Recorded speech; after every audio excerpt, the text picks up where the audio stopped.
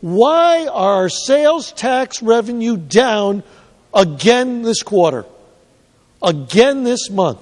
Why is unemployment continually below the national average?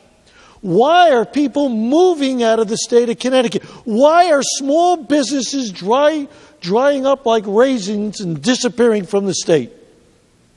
And then we look at this bill.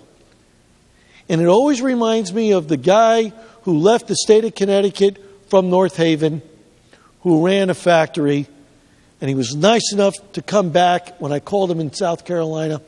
And I said, next time you're through Connecticut, give me a call. I want to pick you up and bring you to the Capitol to understand why you moved 250 jobs out of the state. And he did call me up like 2 weeks later. I picked him up at Bradley. I brought him to the Capitol. I had DECD here and a number of legislators, Republicans and Democrats. And I said, please tell them why you moved out. And he said a bunch of things. But the most compelling thing he said to me was this. It is as important as the bills that you pass in the Capitol. Equally important are those bills that get close and don't pass. Why? Because that shows what the real intent is in your state. That shows that there are legs, and it may not happen this year, and it may not happen next year, but it's going to happen.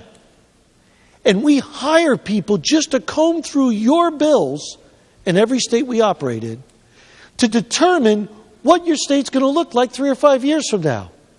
This is a perfect example of what people look at and say, why the heck are we going to come to this state?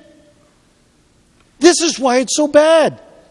Whether it passes or not is an irrelevancy at this point. It's gotten to this chamber. I sense it will get out. Unfortunately, I'm not sure it has life after this.